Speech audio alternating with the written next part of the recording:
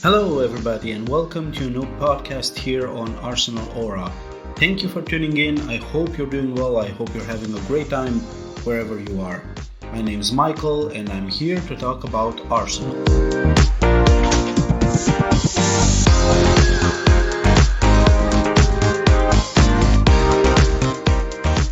Hello, Joe, and welcome back to a new episode of the podcast. Thank you so much for being here, for joining in. How are you doing today? I'm doing okay. Thank you very much. How are you? I'm also good. I was thinking of complaining a little bit about the weather, but that's not appropriate to do to someone who lives in the UK, right? So I'll just skip it and I'll say that everything is fine. It's actually really nice here right now, so you can say what you like. Yeah, that's another reason. Yeah, it's mixed here, but I think you have that there as well. Sometimes it's sunny, sometimes it's raining, then it's cold, then it's warm. But Yeah, summer very is true, just very. around the corner, and it'll probably be all good by then. So I think it's been like 10 days since we last made an episode. Pretty eventful 10 days, if you will. I remember we were pretty optimistic, I think. I think we ended on an optimist note after the first leg of the PSG game. And then we had a couple of messages during the second leg with PSG. So I don't want to talk too much about what happened in the second leg, but let's just touch on a couple of points. What are some quick thoughts about the PSG game that come to your mind? I think it's the same story as the kind of second half of this season where we've not taken big chances because maybe we don't have the striker up front, or maybe we've got players out of form like Saka coming back from an injury, or Martinelli who's been struggling for goals in general this season. We should have won that game again. Like, we should have won the first leg. We probably should have won the second leg. It's just really frustrating. The overall thoughts are it was incredibly frustrating. Yeah, I think what you mentioned, and besides that, Donnarumma decided to, take these two games very seriously. He had some incredible saves. He had an incredible performance, I think, in both legs. And we'll probably get to some comments and thoughts on Donnarumma later on, but I was a little bit, obviously, looking back. We haven't won like basically both of the games. We lost both of the games, but of course, if the tactic of going all in the first 15-20 minutes would have worked, and we would have scored like 2-3 goals, and we would have qualified, right? Everyone would have said that Arteta is a genius, and the players were up for it, and so on. That it definitely seemed that the players were up for it in the first, again, 15-20 minutes. I mean, I think for the whole game they just got tired towards the end of the second leg, the second half. But do you think that, looking back now, right? Do you think we went a little bit too much? We were a little bit too desperate. Right, it made sense because we had the huge Odegaard chance, Martinelli, the Rice header who went just a couple of inches far, but maybe it was too much. I mean, we were just 1-0 down, and I understand it might sound a little bit weird because, again, if it would have worked and we would have scored a couple of those goals and things would have changed the mood in the stadium and the confidence of the PSG players and so on, and obviously giving us a boost as well. But maybe it was just 1-0 and we had 90 minutes to score a goal. How important was it to keep, like a balance of 50-50, which means we need to focus on not conceding a goal while focusing on scoring as well? Because I thought we were around maybe 70-30 focused on scoring more than letting in. And the problem is that, as you mentioned, PSG are a beast when it comes to counterattacking. And of course, Dembele didn't play, but it was still a little bit risky, in my opinion, just a little bit, because it wasn't 3-0, right? We didn't have to do a remontada. It was just 1-0. Yeah. I think we got the tactics exactly right. We just didn't execute on them, honestly. Like, if you let PSG attack you, you're going to have problems.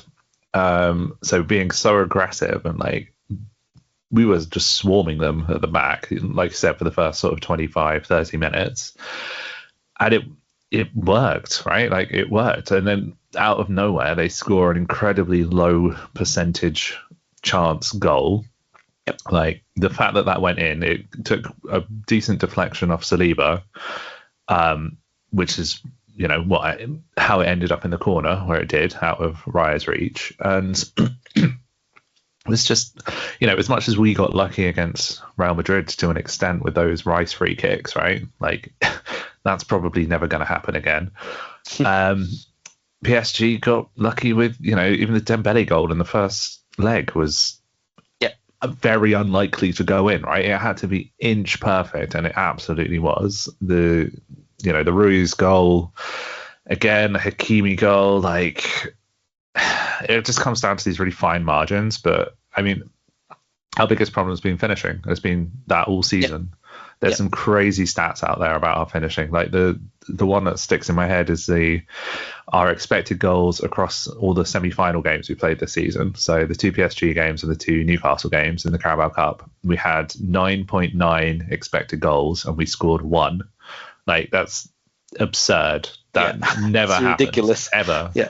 And even in the semi-finals of the Champions League, right, of all of the games, so of Arsenal, Barca into PSG, we had the highest expected goals again by, two more than Paris Saint-Germain, and we scored 1 goal. Paris Saint-Germain scored 3. We had more XG than Barcelona. They scored 6. And then Inter, who scored 7. Like, how does that happen? What is going on? Yeah, that's incredible. I don't know. Maybe we need to look at some other things, right? Because at a point in time, you can't just, just wave the XG flag around, and something has to change. Either we become more clinical, whatever that means. Maybe we hire a finishing coach if we don't already have one, or if we buy someone who's able to finish some of those chances, because as you mentioned, like, the numbers that you mentioned are insane. And imagine just scoring half of those or whatever, that takes you into another place. But going back to the game, and what did you make of the throw-ins that we kept repeating and throwing it in the box, right? At one point, I kind of thought that maybe there's something with that. They saw something. Everyone was talking about the weak link in PSG being their defense and so on. So maybe we tried to take advantage of that. But I think we decided that instead of wasting 1 minute for every throw-in that we seem to have, let's just take long throws and hope something comes out of those? I mean, I don't know, what did you make of it? Were you okay with it? Did you find a little bit unease? Because that's definitely not Arsenal, right? That's something that you do from time to time. It's not something that you have to repeat. So that's why I thought it was a little bit of desperation. Just throw in balls and we'll see if something comes out of it. I don't know. What did you think of those? I kind of thought it was really smart. So, Luis Enrique is pretty similar in terms of how he approaches preparation for games than Arteta. And he'll have gone through, tens, if not hundreds of hours of Arsenal videos of all the different tactics we employ in different situations, as will all the analysts at PSG, etc., etc. And they won't have ever seen that. So throwing something, brand new, unique at them that they don't have a plan to defend is going to cause panic. And that's exactly what it did. We were, pretty unlucky not to score from one of those chances. I thought it was a little bit risky in that, your sort of defensive midfielder is the one taking the throw in. So you're a little bit exposed at the back, which is why Rice was kind of hanging out outside the box, ready to stop any counters. But I think maybe we overdid it a little bit. But it, at least at the start of the game and towards the end of the game, it made sense as a tactic, I think. Yeah. And I think, as you mentioned, I think that Arteta was just looking at ways in surprising Luis Enrique, because obviously he took one in the first leg, right? He kind of felt a little bit, maybe, I don't know. That's just an assumption. Maybe it's a wrong one, but as you mentioned, right? PSG scored from two shots from, I don't know if they were around the box, right? I don't know if they were inside or outside the 16-yard box. And moving a little bit forward in the Liverpool game, you saw that our equalizer came from actually from a really good shot from Martin Odegaard. And I was an advocate of this. We talked in a couple of podcasts about this. I talked to you and I said that we're good on set pieces, right? We have this weapon. Everybody fears us when we have a corner or a free kick or whatever. But we need some other weapons, and one of them is shooting. And you had some really good arguments how Arteta is a percentage guy, and he's looking for the highest probability of scoring, and that's why we're trying to waltz the ball in goal. But do you think we should have tried? Like, I know for sure. I can remember now there was a phase of play against PSG when I think Odegaard, Partey, and I think Rice or someone else, Rice or Martinelli, they just passed the ball from one to the other on the edge of the box, and there were chances for each of them to shoot. Nobody did it. So do you think it's from instruction? Do you think they weren't confident enough? Do you think, I don't know why? I don't think it's an instruction necessarily, because there was, I think, two scenarios where Odegaard had space in front of him to shoot, right? Yep. And just didn't. He lost the ball on both occasions. And that's not a low percentage chance to score, right? That's a pretty high percentage chance. Any chance that you get to shoot from the middle of the penalty area, basically, or in line with the middle of the penalty area, with minimal opponents in front of you, is a high percentage chance to score. That's exactly what teams try to defend against these days, is the middle of the pitch. You try and push people out wide. So he would have been coached to shoot, and he chose not to. That's a different problem. That's either a confidence problem or a natural urges taking over of, I'm not going to shoot, or there's something in the back of his mind saying, I'm not shooting here. I know he came back from there was an ankle injury with Odegaard. Yep. And I'm not quite the player Odegaard is, but as a left-footed central attacking midfielder myself, who has had that same ankle injury, it does really impact the power on shots. Mhm. And it takes a while to get over it. In fact, I never got over it, and I ended up retiring early because of that exact same injury. So Wow. I'm also worried about Saka for the same sort of reasons with hamstring. But yeah, I can see that maybe he's not quite ready yet, mentally or physically. Like there's something there. Like I said, with Saka as well, it's really obvious that there's something holding him back. And yeah, well, Saka's come back with a shorter hamstring, right? So it's going to take a while to adapt. Of course. But yeah, on the shooting point, I mean, I think it's like a form thing, it's a confidence thing, it's like biomechanics thing. This season's just been an absolute disaster, honestly. It's amazing we've achieved what we have. Like off the pitch, it couldn't have gone much worse. Like we've got our fourth choice striker playing, Marino, who has now been suspended for the next game, so we're going to be down to our fifth choice striker. We had half the first team out against Liverpool. We had 3, maybe 4 out against PSG. Got nothing on the bench. Like, yeah, it's not good. Not good at all.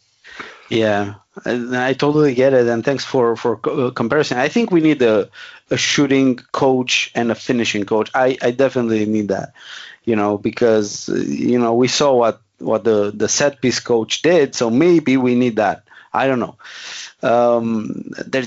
If someone from Arsenal like Arteta or Josh, they listen to this pod, maybe they should take notes. Okay. So again, something different we saw in PSG, the PSG return, like the PSG game in France, and in the Liverpool game, I think we saw some interchange between players in the attacking area, right? We saw Saka moving in more centrally against PSG. That's where he scored our only goal, and that's where he got the huge chance to score the second one.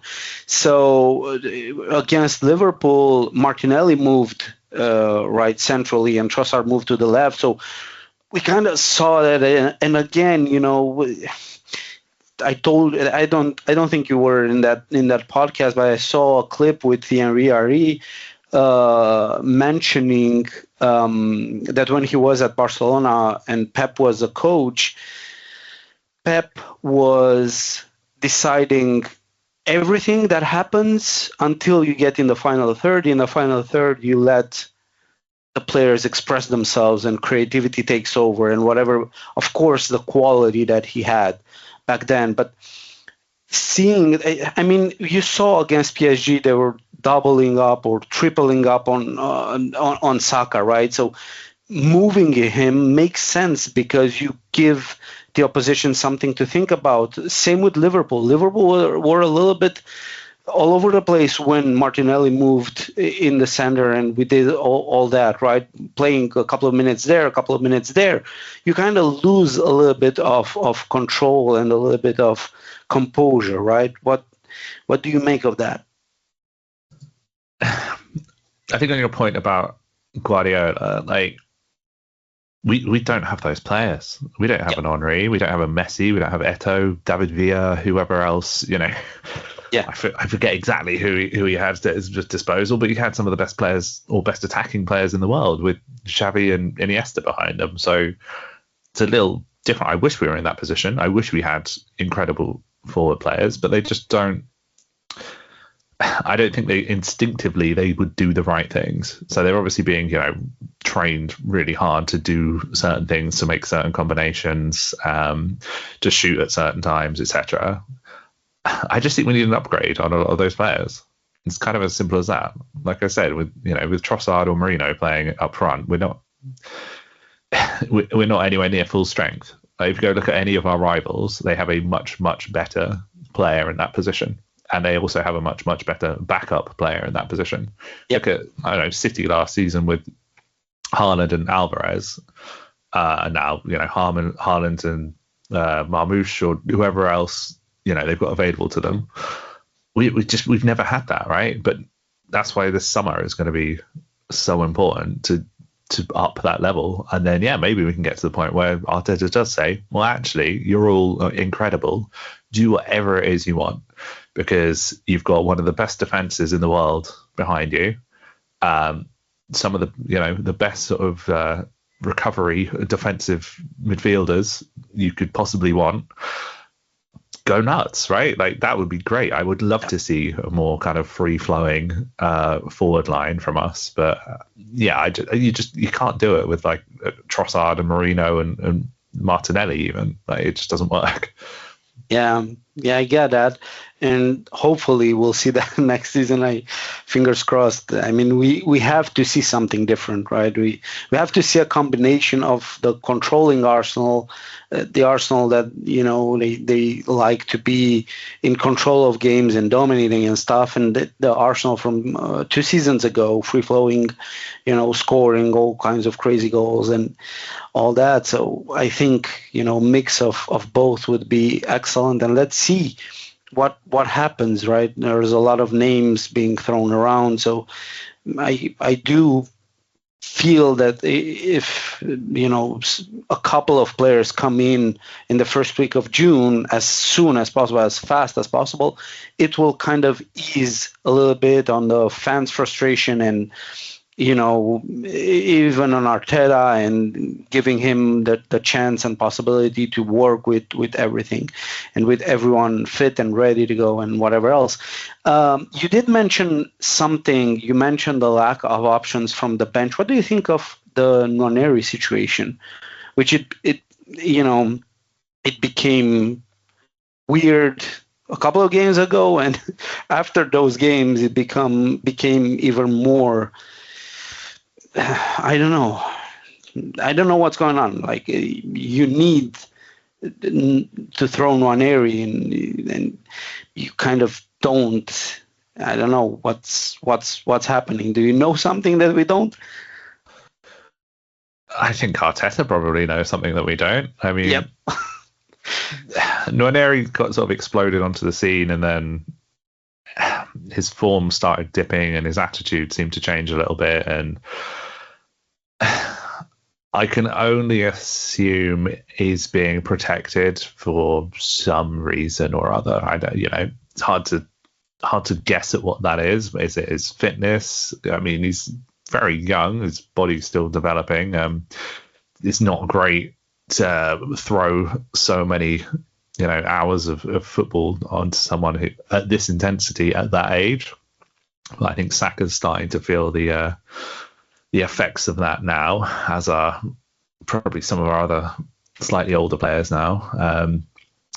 I think like Nwaneri wasn't going to, win us the game against Paris Saint-Germain. He wasn't going to win us the game against Liverpool necessarily. So if you can protect him, fine. But yeah, it is a bit odd. There's obviously something going on, and maybe one day we'll find out what it is. But I can't imagine it's a big deal. I think it's probably just thinking, okay, let's get to summer and kind of reassess his fitness and his place in the team and work out what we want to do with him. I wouldn't be surprised to see him playing in that central attacking midfield role quite a bit in at least in pre-season, and maybe even going into the Premier League next season, because like I said, with Ødegaard, either that injury or something else has really had a big effect on him. So he needs some competition.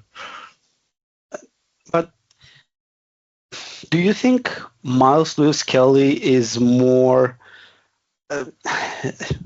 in front in terms of physical development? I mean, it looks like it if you look at both of them, but they're at the same age, right? And I know at left back we have Calafiori out, but it's not like we're missing another 3 or 4 left backs, right? That's the most players we have at the club. So Miles Lewis-Kelly keeps getting playtime. Nwaneri gets like 4 or 5 minutes in 4 or 5 games, and he got a couple of hundreds a while back. So I don't know. It's a weird one.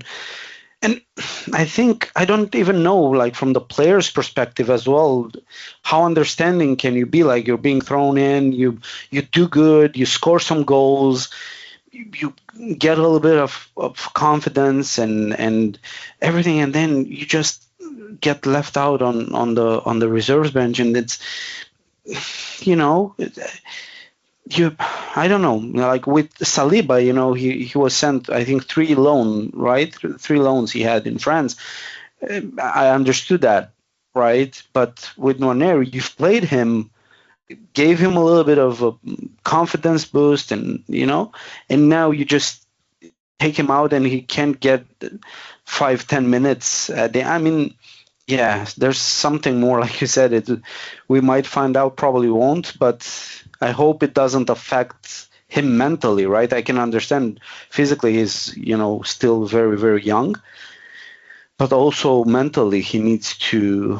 We need to make sure that he stays in a good place. But I think that's all on Arteta. You said we have one of the best defenses in the world, or you said that Arteta will say to the guys. What did you make of Saliba's recent performances in the last couple of games? I mean, obviously not great.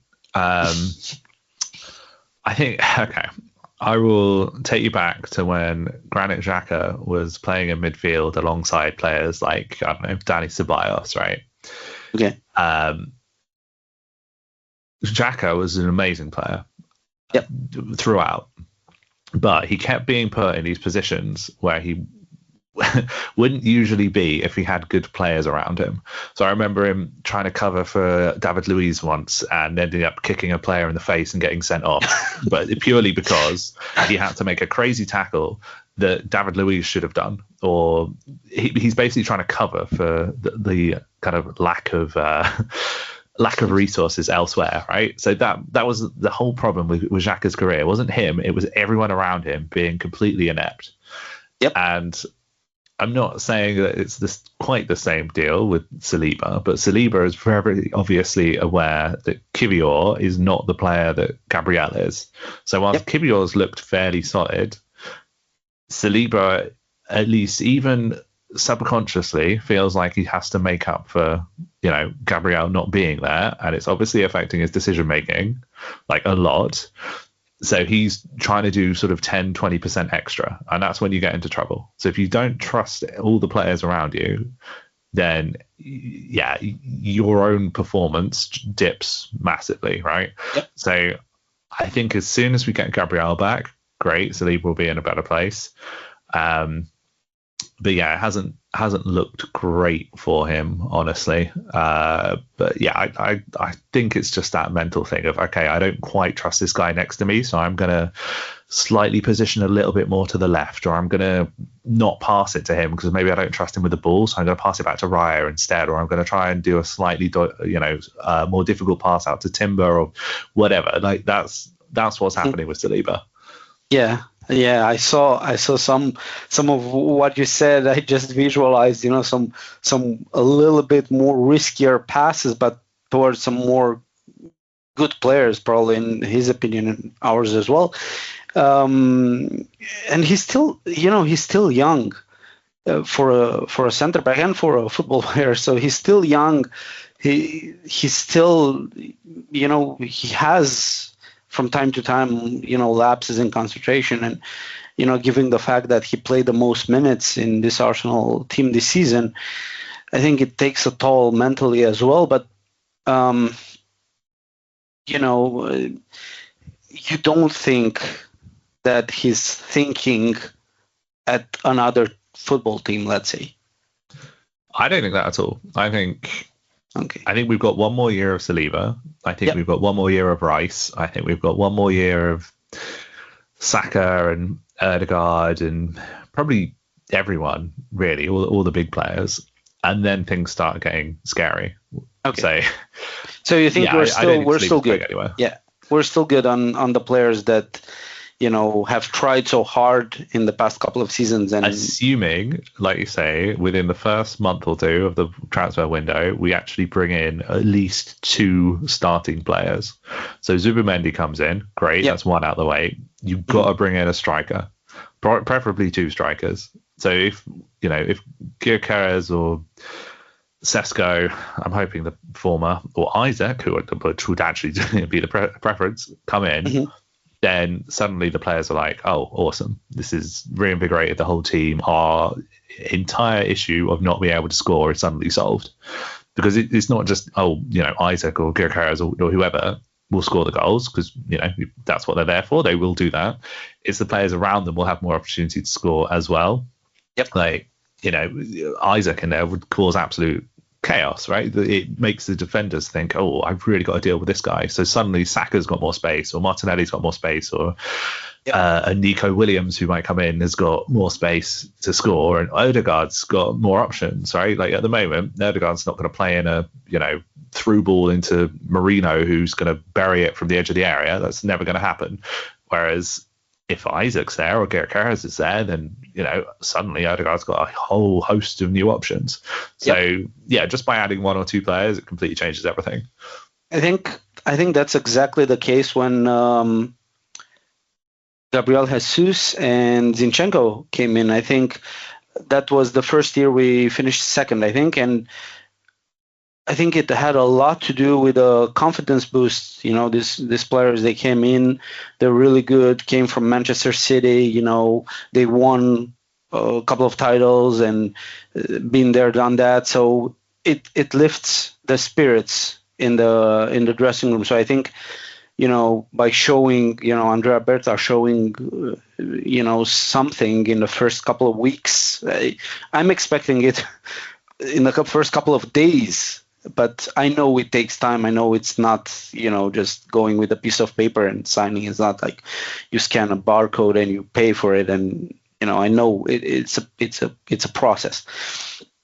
I wanted to ask you, we lost 5 hamstrings this season. 3 had to be operated. The 5th one is on Rice. Does it have something to do with all the red cards and all the efforts the players had to put extra, or is it something that the medical and fitness team and whatever needs to take a look at as well at? So I was looking at a study on this recently, actually, and it's not just Arsenal. It's across all professional sports, but mostly football. Hamstring injuries have risen year on year for the last sort of 10 years, but especially since COVID. And a lot of it is to do with just the complete lack of rest, right? So we had COVID, and then we had, like the Euros and the World Cup and all the games kind of squeezed together. There wasn't really much of a summer after in 2021. And all the international events, like I say, and the extra games that we're playing now that we're back in the Champions League, and we're getting further in the cups, etc., and also just having a really kind of small squad. Like, we've been so reliant on like a core of about 15 players, right? Whereas other teams, that's more like 20 players. So a lot of it's out of our control, obviously, in terms of like how many games you have to play, like not only just for your club, but internationally. But just the volume of games and the lack of rest, that's the biggest thing. And it builds and it builds and it builds and it builds. And, look at this season across the Premier League, the amount of injuries. I know we're, by far top of the injury chart, but on average, the amount of injuries, especially major injuries such as hamstring tears, is through the roof, like huge amount. We lost Rodri at the start of the season. We've been hit with so many really long-term injuries this season. I think you can make a whole 11 of players who've been out for more than 7 games for Arsenal, and a very definitely good 11. It's a problem in sport in general. I think in the additional Champions League game, they've gone from 6 group games to the 8. Like, it's just more and more and more and more football. It's crazy. We need to fix that issue as a group. Arsenal needs to come out, as do all the other Premier League clubs, and say, please stop these pointless international friendlies. Please give us a bye in the Carabao Cup for an extra round. Please, We don't want 8 Champions League games and then potential playoffs and then a round of 16, a quarterfinal, semi-final, final. Like, it's just so many games. Yeah, and I'm sure the players want to play, right? That's their job, that's their passion, that's their life. I get they want to play, but you can't play to the best of your ability Exactly. if you don't have any rest whatsoever. It's impossible. Yeah, you need at one point, you're human, right? I know they want to put bionic hamstrings and stuff to the players, but you can't keep up the pace, and the number of games is just insane. It's humanly, it's not possible. But yeah, hopefully, I don't know. Would you risk him against Newcastle, given Mourinho's suspension and all? What, Rice? Yeah. No. I mean, it would be nice to finish second, but it's not like the biggest deal in the world. I would rather have a fit team or fit set of players who can have an actual rest over summer instead of being in rehab and ready to go next season. Because I genuinely believe if we get the right players in next season and at least 90% of the squad are fit, then this is our like treble winning season, honestly, because we are so close. Like, everything is there except that like final little bit of scoring those goals at the time that matters. And considering, like I said, we've had our 4th choice striker in for half the season now, like it's not going to be that difficult to do. You just get one of the 3 players I mentioned in earlier and it just changes everything. So we just got to keep people fit. So, if Rice fully tears his hamstring now, he's out for the start of next season, and that plan falls apart. So just don't risk anything. Don't risk Nwaneri. Don't risk anyone. Just don't play. Make sure we finish top 5. But like Newcastle and City, if they win, they move above Arsenal, and we move to 4th at 2 points above Chelsea. If Chelsea win, I don't know. Yeah, but I'm in completely agreement with you here. I wouldn't risk Rice as well. You can play as Zinchenko there or whoever. It lowers our chances to win against Newcastle by a bit. But we always lose against them anyway, right? So why not try something crazy? Why not try Zinchenko? Let's have Martinelli up front. Let's put Sterling on the left wing. Or Jesus. Let's put Tierney on the left wing. Why not? Let's have 4 left backs on the pitch. Just try something different. Yeah, that would make sense. No, Sterling, no, please. I mean, okay, no to Sterling. That was too far. But if we started with Tierney, Martinelli, and Saka up front, I really wouldn't have too much of a problem with it. Yeah, I think Tierney's he knows how to cross. That's what I can say, and he runs a lot. So one last point, Joe. Arteta's last 2 interviews with PSG and Liverpool, and we'll start with the more feisty one on PSG. Why? So I like Arteta. I think he's very intelligent. I think he's a really good manager. I think his man management is pretty good. And I like him, his charisma, and everything. But why do you think he said that we were better than PSG for 160 minutes? I'm not asking why did he say that. I'm asking why did he say that the PSG bench agreed with him? He said it because it was true, and I said that earlier. The PSG bench agreeing with him is weird. Like, is it a cryptic message? Is it literal? Like, was he talking to the PSG bench throughout the game? I don't know. I don't know. It's an odd statement to make, and obviously just done sort of heat of the moment. And then I don't think he expanded on it at all, did he, when he was sort of questioning it? So I think he just got it out. Maybe it's a bit of lost in translation. Maybe he meant the management. Maybe he meant, Luis Enrique and other staff over on their side said, "Oh, you were better than us. We got lucky with our goals," or whatever. That would surprise me. But there's some truth in it. I really don't know. Yeah, maybe he tried to say something else and this came out and then he went with the flow. I don't know. It was weird. And the Liverpool interview, the post-match interview, I can understand a little bit. I think so. He seemed very weird. He's usually pretty composed. He's okay. Even in a lot of the defeats, not a lot, but the defeats we had, or the worst games, he's been decent in interviews. This one, he looked a little bit shaken. I don't know.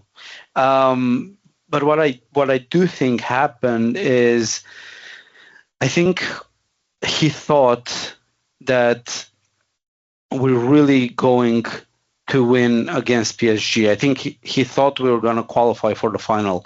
I think he was so invested in that game and so confident that we're gonna make history, make something special happen, that when it didn't happen, I think it affected him so much that he carried that in the Liverpool interview. Of course, the game against Liverpool had also an impact on that, but I don't know. I didn't enjoy his Liverpool interview because he's usually a little bit different. I mean, and I know a lot of this is maybe overreacted on social media and in the news, but I've watched it and he seemed a little bit different, and I don't know exactly what this means about him, about what did he, the interaction he had with the players at halftime in the dressing room, or but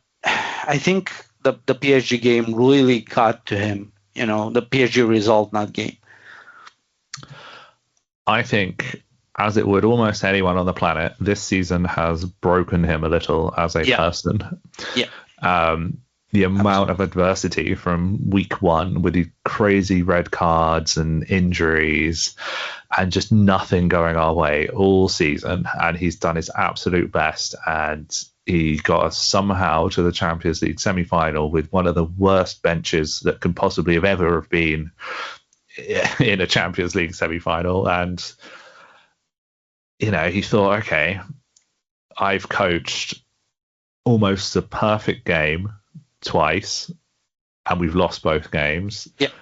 And then the Liverpool game again, he's coached a perfect game. The players just didn't show up for the first 20 minutes, which is what he said in the interview, which is absolutely true. Like, I don't know what the hell we were doing for the first 20 minutes. And he's just, I'd be completely exasperated in his situation. He's done everything he possibly can.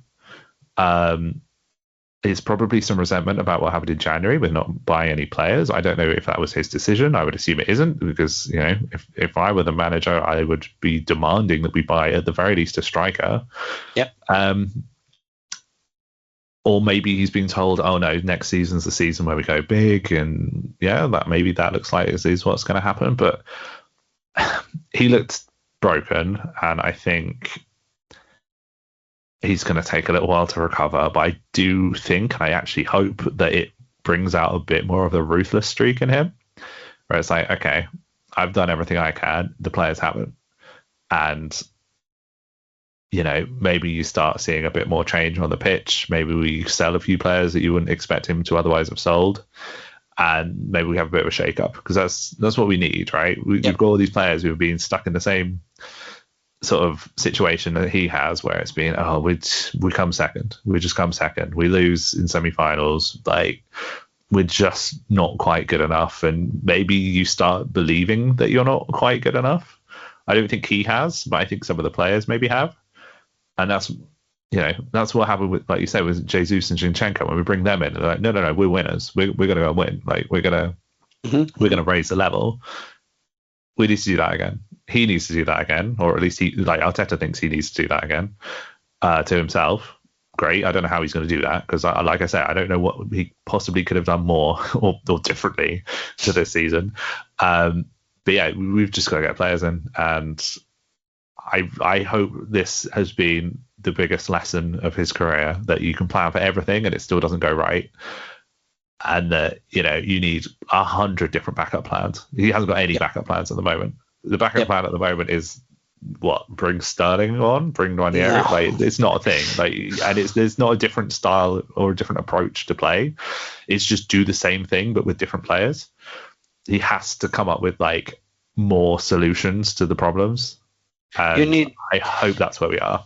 You need a different tactic. You need like a 4-4-2 for a low block. You need something different, but getting new personnel in and getting new players in might broaden his horizon, right? And might make him see things different and come with another tactic or plan or whatever it is. But I think it took a lot of energy, I think, mentally from him as well. Like the third time, and Liverpool win it when City crumble and all that. It has to be mentally draining. I wanted to finish on the Newcastle game. You did mention that. I had two questions for you, right? How much do you care as a fan the place that we finish? You said you don't care as long as you get Champions League football, obviously. And the second one is, how much do you think not finishing second will, if it happens, will impact the player and the manager, the players and the manager? I don't think it impacts them at all. Like, we're at the point in our trajectory where we have to win something. Yeah. So this is the same outcome coming fifth as it is to coming second, right? Like, we still get Champions League, we get the chance to win something that we want next season, but we don't win anything. So I think it literally doesn't matter at all. Maybe it's a nice little tiny boost being like, okay, we finished second in like the worst season we possibly could have had. Great, but it doesn't help, does it? Like, the only thing that's going to happen is we're going to get absolutely abused on social media saying, oh, Arsenal finished third or fourth or fifth in a 2-horse race. But like, honestly, it doesn't matter. And if you're a fan out there who, if this does happen, just don't engage with those posts. Otherwise, they're just going to keep appearing, because like, that's how they get us. We're a very triggerable fan base, and I think we cause a lot of this pain to ourselves by engaging with these ridiculous posts. So yeah, just ignore it. Yeah, I think you're right. It might have a little impact, but I don't think it will last until next season, or I don't think it will, break, confidence or whatever it is. But yeah, again, you mentioned it.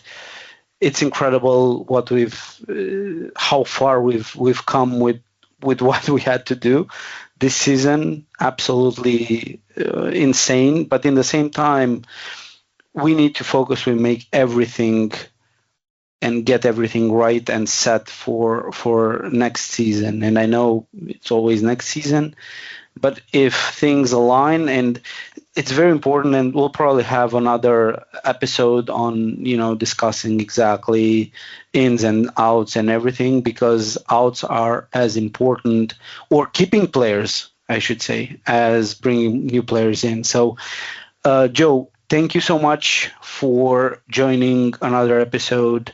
It was really nice to talk to you. Get a little bit of Arsenal out of the steam, not keeping in. And yeah, on to the next one. Whenever it is, we'll see. Thank you so much. Thank you. Bye bye.